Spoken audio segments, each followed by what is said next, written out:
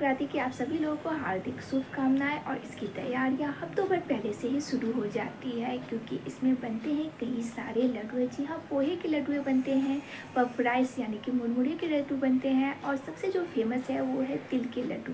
तो हमारे यहाँ हफ्तों भर पहले तो नहीं, बस कल मकर संक्रांति थी तो आज बने हैं, यानी एक दिन पहले ही। तो चलिए देखते हैं कि इन्हें कैसे मेरी सासू माँ ने बनाया, क्योंकि हर जगह अलग अलग तरीके से बनते हैं और इनके अलग अलग नाम भी हैं।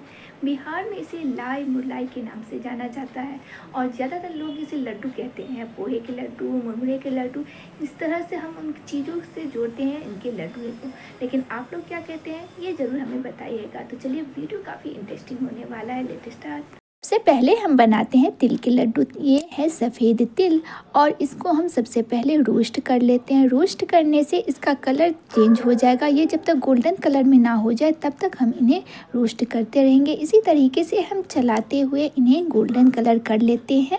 ये रही सफ़ेद तिल, और ये रहा काला वाला तिल यानी ब्लैक तिल।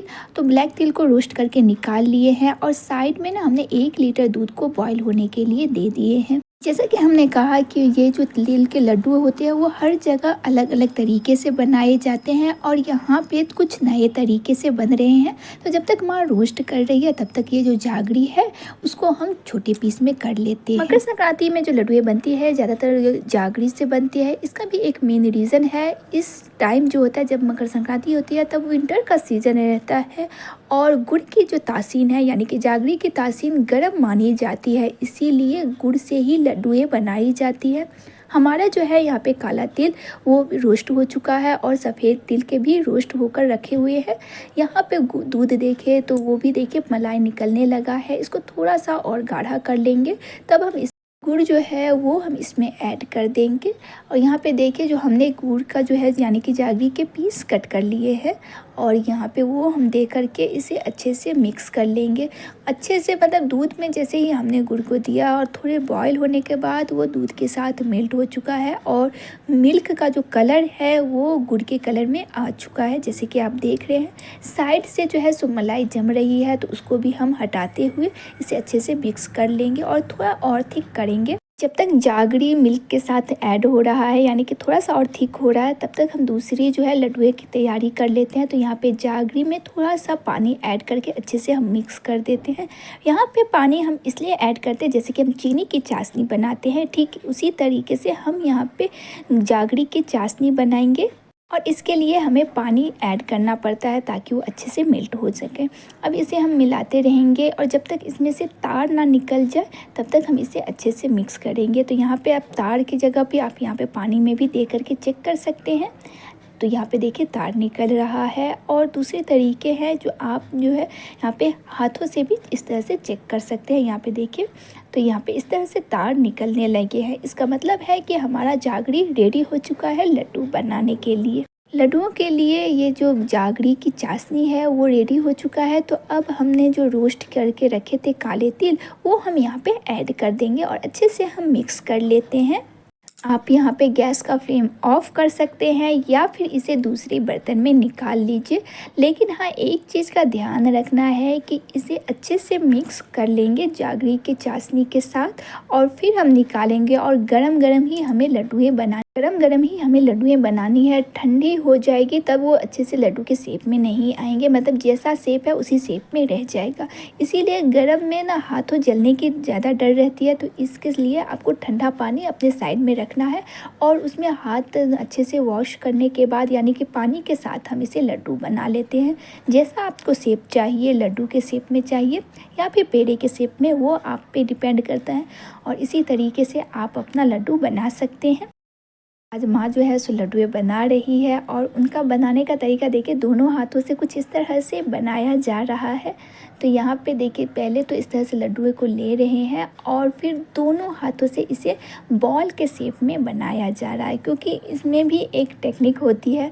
कहने के लिए तो ये बहुत ही इजी है, लेकिन ना बहुत बार जब हम लड्डुएँ बनाते हैं तो वो टूटने लगते हैं। लेकिन ये देखिए छोटे छोटे जो है वो तिल के लड्डू बहुत ही अच्छे लग रहे हैं। अब जो है हमारा दूध वाला जो जागरी हमने ऐड किए थे वो देखिए ठीक हो चुका है।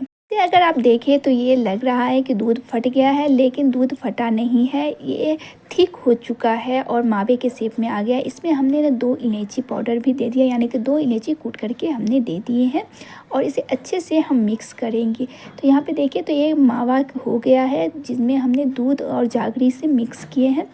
अब जो है इसमें हम वाइट वाले जो तिल है वो जो रोस्ट करके रखे थे वो हम यहाँ पे ऐड करने वाले हैं।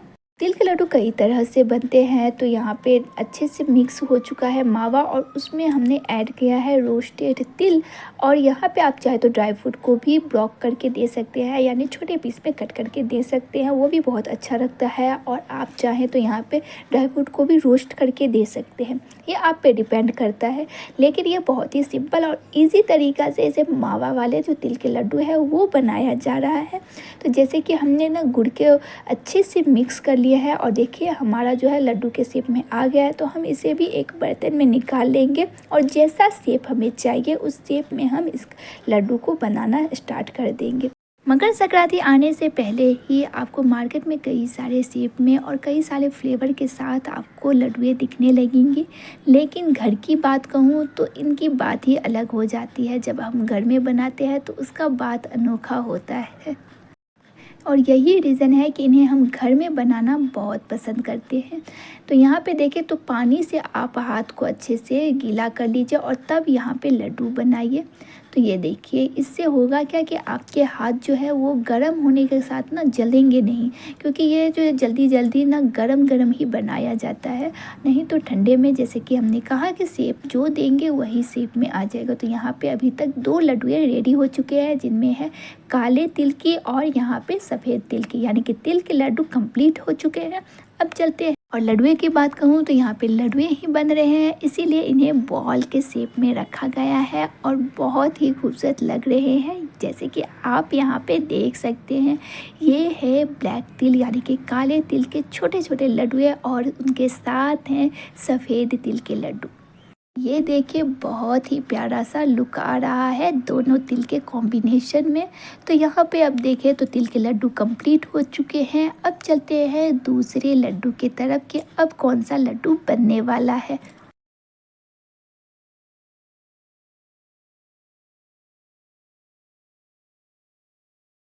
से लड्डू की तैयारी में देखिए तो नमक गरम हो रहे हैं और ये नमक का क्या किया जाएगा वो तो आगे पता चलेगा, लेकिन अभी जो है नमक को अच्छे से गरम किया जा रहा है। और यहाँ साइड में रखे हुए हैं पोहे, पोहे को नमक में यहाँ पे ऐड करके इन्हें रोस्ट किया जा रहा है।